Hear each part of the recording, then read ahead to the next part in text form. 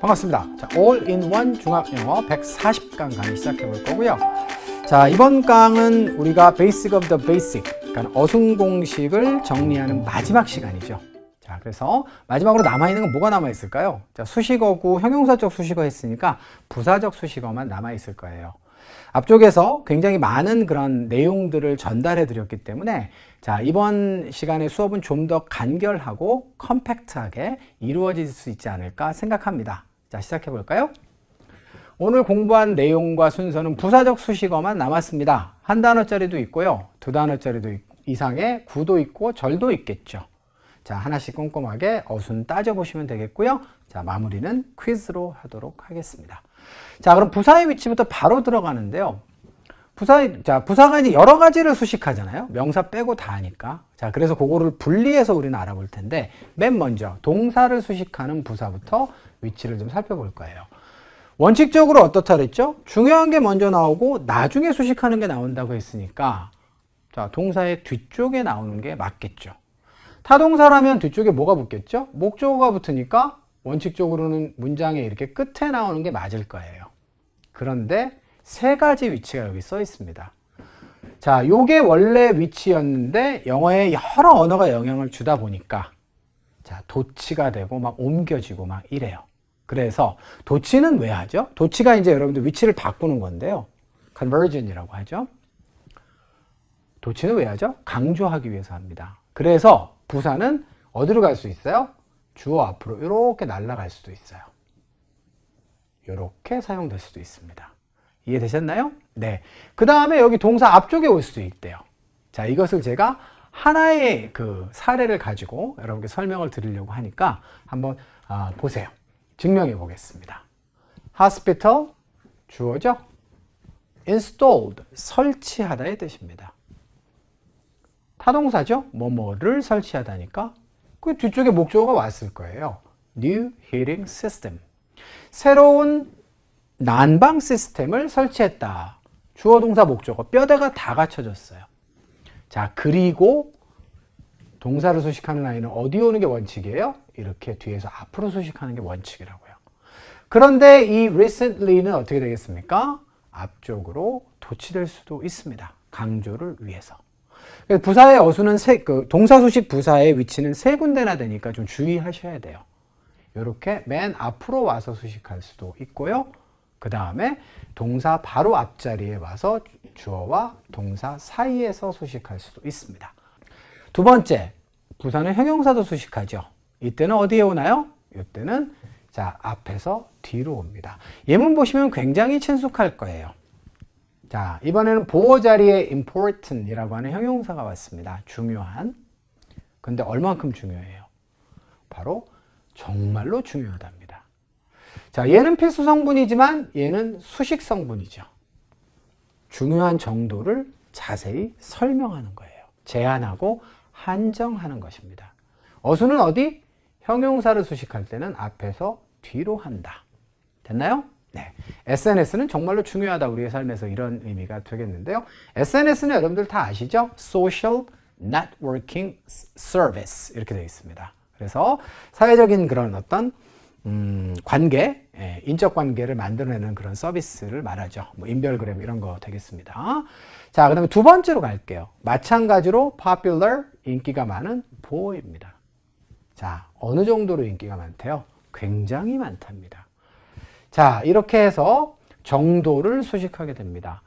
동사를 수식하는 부사는 내용이 굉장히 다양해요. 언제 했다, 어디서 했다, 누구랑 같이 했다, 어떤 조건이 주어지면 한다 등등등 내용이 다양하지만 형용사를 수식하는 부사 같은 경우에는 거의 대부분 어느 정도냐 중요한 게 인기가 많은 게 어느 정도로 인기가 많으냐라고 하는 주로 정도를 나타낸다는 것도 외우지는 않더라도 참고는 해두셨으면 합니다. 자, 그럼 부사는 다른 부사도 또 수식할 수 있겠죠? 자, 어디서 해요? 이 경우에도 앞에서 뒤로 합니다. 자, 꼭 기억하세요. 자, 이것도 근데 굉장히 친숙할 거예요. 아마 예문 보시면. 자, 주어 동사 목적어로 문장이 끝났습니다. 우리가 그 사람이 그 일을 끝냈어요. He finished the work. 그런데 이번에는 어떻게 끝냈대요? 빨리 끝냈답니다. 끝낸 방식을 자세히 수식하고 있죠. 그런데 빠른데 얼만큼 빠르대요? Very quickly. 이렇게 되는 것이죠. 그래서 자, 동사를 수식하는 부사를 또 수식하는 부사가 앞에 지금 이렇게 와 있는 구조. 어순. 정리되셨죠? 자, 두 번째입니다. 아이들이 자란답니다. 자, grow. grow는 자동사기 때문에 뒤쪽에 목적어가 없는 것인데, 자, 근데 자라는데 어떻게 자라요? 빨리 자란대요. 그러니까 이 fast는 결국은 아이들이 자라는데 어떻게 자라는지를 자세히 설명하는 건데, 그 fast를 또 자세히 설명한 거예요. So fast. 대단히 빠르게 자라나고 있답니다. 성장한답니다. 이런 의미가 되겠어요. 자, 정리하면 부사 수식 부사는 어디서 한다고요? 앞에서 뒤로 한다. 마찬가지로 형용사 수식 부사처럼 내용은 대부분 뭐다? 정도를 나타낼 겁니다. 어느 정도로 빠르게, 어느 정도로 빠르게, 이런 얘기가 되겠죠. 됐나요? 자, 그래서 이렇게 해서 부사 얘기는 마무리 짓고요. 부사 구로 넘어가겠습니다. 이것도 두 단어 이상이 수식을 할 수 있겠죠? 근데 두 단어 이상은 원칙적으로 어떻게 한다 그랬어요? 뒤에서 앞으로 수식한다고 했습니다. 따라서 이 자리는 이해가 되실 거고요. 동사 수식 부사구로서. 그런데 이 부분. 강조하기 위해서 문장 맨 앞으로 날아갈 수는 있어요. 그런데 어디에는 못 온다? 주어와 동사 사이에서는 절대로 사용될 수 없다. 이 점을 여러분들이 꼭 기억하셔야 돼요. 됐죠? 자, 그러시면 우리 지금 다 했어요. 문장의 팔품사, 그리고 준동사 3개. 우리가 가지고 놀 대상은 이렇게 9개인 거거든요. 자, 이 중에서 여러분들 부사구 역할을 할 수 있는 건 누구예요? 한번 찝어보세요. 저랑 생각이 같죠? 네, 이렇게 두 가지가 되겠습니다. 전치사구와 부정사구가 자, 이제 부사 역할을 할 수 있어요. 예문으로 확인해 드릴까요? 이렇게 되겠습니다. 보시면 저는 아침을 먹습니다. 자, 이거 동사고 이거 목적어예요. 어디? 여기 올 수 있죠. 먹긴 먹는데 몇 시에 언제 먹는지 자세히 수식하는 거예요. 아침 7시에 먹습니다. 자, 그리고 얘는 어디로 갈 수도 있어요? 문장 맨 앞으로 갈 수도 있습니다. 자, 다만 문장 맨 앞으로 갔을 때는 콤마가 동반되는데 여러분들 한국말에도 콤마를 그렇게 꼭 잘 지켜서 쓰진 않죠. 원어민들도 콤마는 안 쓰는 경우도 있으니까 그거는 여러분들이 참고하시면 되겠어요. 자, 이러니까 똑똑한 학생이 이제 이런 질문을 할 것 같아요. 선생님, 여기는 문장 끝이니까 동사를 수식하는 부사도 되는데 바로 앞에 명사도 있으니까 이렇게 수식하면 형용사 역할도 할 수 있는 거 아니에요? 전치사구가 형용사, 부사 역할 둘 다 하는데? 맞죠? 똑똑한 학생입니다. 자, 그래서 그 얘기를 안 할 수가 없어요. 전치사구가 문장에서 형용사냐 부사냐라고 하는 것은 식별하는 방법이 있습니다. 첫 번째는 뭐가 될까요? 우리 그 원칙은 배웠어요. 이미 앞쪽에서. 영어는 어순이 굉장히 중요하기 때문에 사용된 위치에 따라서 판단합니다. 여기에 있는 전치사구는 100% 뭐죠? 앞에서 보셨던 예문입니다. 100%. 앞에서 뒤로 수식할 수 없어요. 두 단어 이상은 뒤에서 앞으로 수식하는 게 원칙이에요. 따라서 얘는 무조건 형용사구입니다. 자, MA죠. 인터넷의 사용입니다. 두 번째. In New Zealand. 형용사를 하고 싶어도 못해요. 왜? 얘가 형용사적 수식어가 되려면 앞에 수식받는 명사가 있어야 될 거 아니에요. 근데 live는 동사거든요. 부모님이 사세요, 뉴질랜드에. 따라서 수식받는 명사가 없으니까 여기 사용된 위치는 반드시 뭐다? 부사밖에 못하는 거예요. 그래서 M은 맞는데 이번에는 D라고 표현했습니다. 이해되셨어요? 자, 그런데 두 가지 역할을 다 할 수 있는 자리가 있다니까요. 방금 보여드린 예문처럼. 그럴 땐 어떻게 하시겠어요? 그렇죠. 문맥밖에 없어요. 자, 이 예문 보세요, 여러분들. 여기가 그 자리입니다. 타동사가 있고 얘는 목적어죠. 문제를 유발하다. 그런데 얘는 왜 A예요? D가 아니고? 보안의 유발하다? 말이 안 돼요. 문제는 문제인데 어떤 문제예요? 보안의 문제인 것이죠. 이 자리는 문장의 끝자리이기 때문에 형용사구도 될 수 있고 문장 끝이니까 부사구도 될 수 있는 건데 맥락에 따라서 형용사로 판단하겠다 이겁니다. 됐나요? 자, 그런데 문맥으로도 판단이 안 되는 경우가 있어요, 여러분들. 두 가지가 다 된다는 거죠. 그런 경우의 수가 있을까요, 없을까요? 있어요. 그럴 때는 어떻게 해요? 읽는 사람 마음입니다. 영어는 그게 한계예요. 거기까지 표현을 못 해줍니다. 자, 이 예문 보세요. 내가 받았어요, 이메일을, 이런 얘기예요. 그런데 이 이메일이 어디로부터 온 이메일입니까? 바로 이 회사로부터, Visual Supply Company의 약자예요. 컴퍼니의 약자 CO로 씁니다. 여기로부터 온 이메일이라고 하면 당연히 요거는 형용사고 역할도 될 수 있어요. 그런데 이메일을 받았는데 어디로부터 받았어요? 이곳으로부터 받았다라고 할 수도 있는 거예요. 이렇게 문맥상으로 두 가지가 다 되면 어때요? 그때는 여러분들 마음이에요. 알겠죠? 읽는 사람 마음이다 라고 하는 거 잊지 않으셨으면 좋겠어요? 자, 그러면 동사, 수식, 부사구의 위치 다시 한번 정리하도록 하겠습니다. 문장의 마지막에 전치사구가 나와 있고요. 자, 바로 앞에 명사도 있으며 문장 끝이기도 하니까 두 가지 역할을 둘 다 할 수 있다. 이런 경우는 어떻다? 문맥에 맞추어서 판단하시면 된다. 자, 여기서는 7시에 먹는다. 자, 이렇게 동사를 수식하는 부사구로 보는 것이 맞기 때문에 자, 부사구로 판단하시면 되고요. 자, 위치는 어디라고요? 자, 문장 맨 앞으로 도치되든가 자, 끝으로 간다. 다시 한번 확인해 보시면 되겠어요.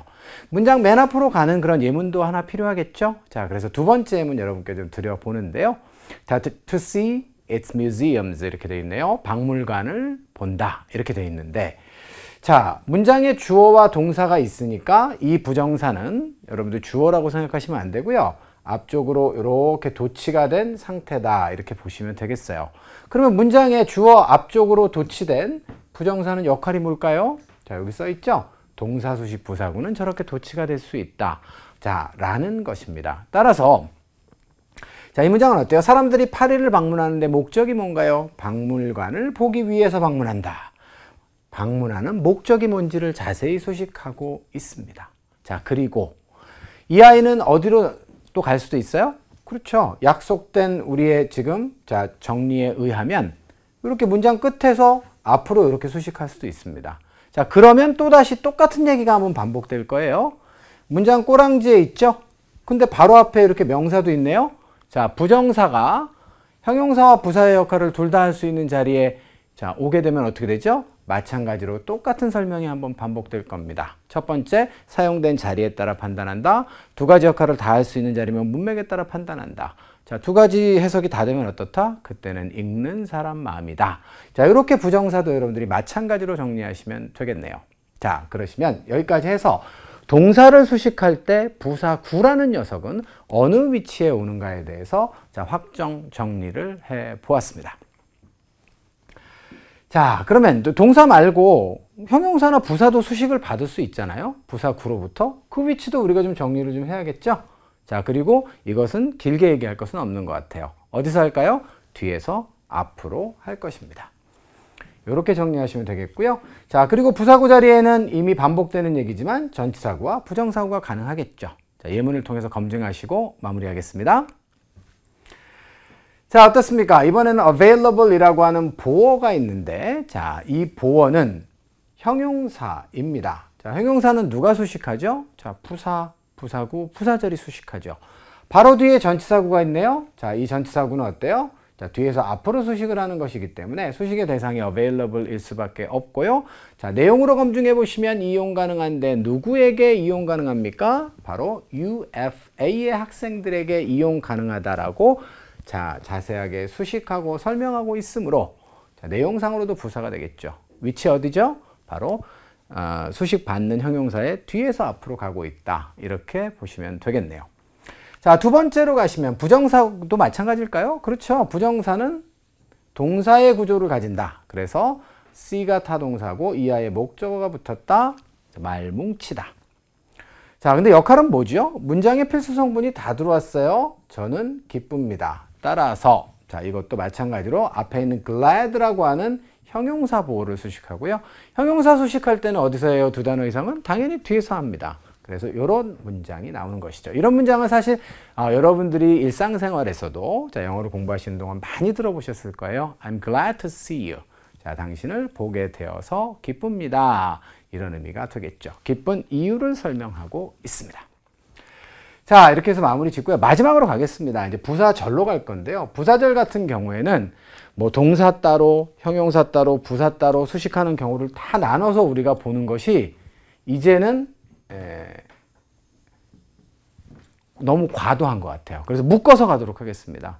동사를 수식하건 형용사를 수식하건 부사를 수식하건 간에 위치는 어디다? 그렇죠. 문장 맨 앞으로 도치가 되던가 아니면 자, 문장 맨 끝에서 수식을 하게 된다. 이렇게 돼 있어요.